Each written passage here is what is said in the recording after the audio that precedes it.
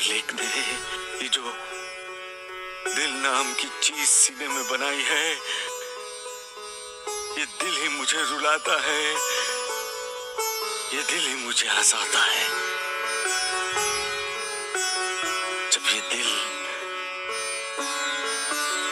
दूसरों को खुश देखकर खुश होता है तो मैं मुस्कुराता हूँ, और जब ये दिल दूसरों को दुखी देखकर पिघलता है तब मेरी आंखों से आंसू निकल आते हैं गुरुदेव। साईं, तुम्हें सबसे बड़ी खुशी कब होती है? जब खोया हुआ बच्चा अपनी माँ को पुकारते हुए ढूंढता रहता है, जब उसे माँ दिखाई देती है तब वो बच्चा माँ माँ पुकारते हुए अपनी माँ के गले से लग जाता है, और तब उस बच्चे की खुशी देखकर मैं खुश होता हूँ गुरुदेव। और दुख?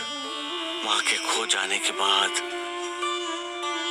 जब बेटा माँ को ढूंढता फिरता है और माँ उसे नहीं मिलती, तब बच्चा रोता है तो तब मुझे बहुत दुख होता है, और तब मुझे भी रोना आता है गुरुदेव।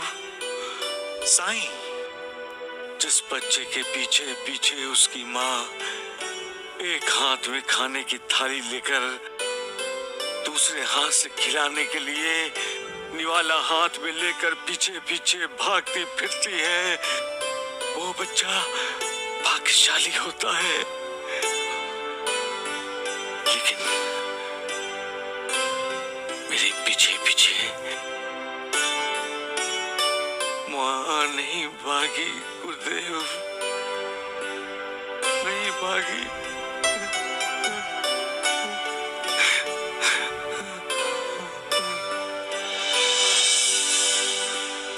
अपनी माँ के दूध पर बड़ा होने वाला बच्चा भाग्यशाली होता है, क्योंकि माँ का दूध सिर्फ दूध ही नहीं होता, अमृत होता है।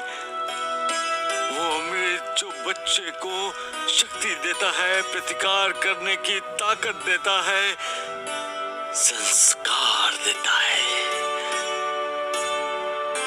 वो बच्चा भाग्यशाली है गुरुदेव जो माँ की गोद में सोता है।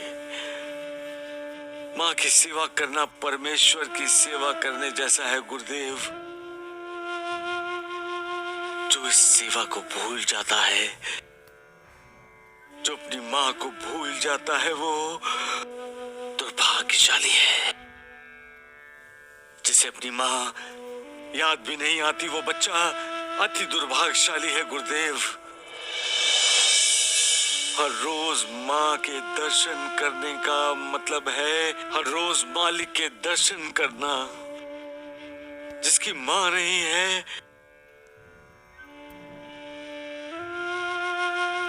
वो अभागा हर रोज मालिक के दर्शन से वंचित रह जाता है। गुरुदेव, संत कहते हैं हमें आंखें मालिक के दर्शन करने के लिए दी गई हैं, कान मालिक का नाम सुनने के लिए और हाथ मालिक को प्रणाम करने के लिए दिए गए हैं।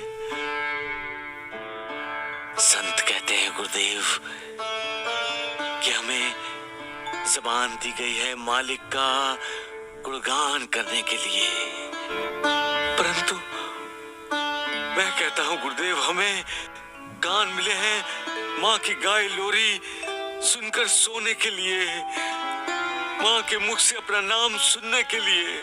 हमें ज़बान मिली है माँ को पुकारने के लिए, हाथ दिए हैं माँ के आंसू पोंछने के लिए, माँ के दर्शन करने के लिए, माँ को देखने के लिए हमें आंखें दी हैं गुरुदेव।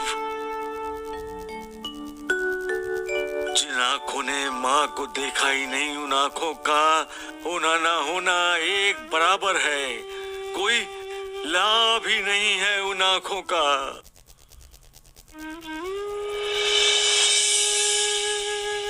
इंसान की जिंदगी में माँ से अधिक न कोई श्रेष्ठ है, ना ही कोई पवित्र। कदाचित इसीलिए इंसान मालिक को अपनी माँ का दर्जा देता है। गुरुदेव,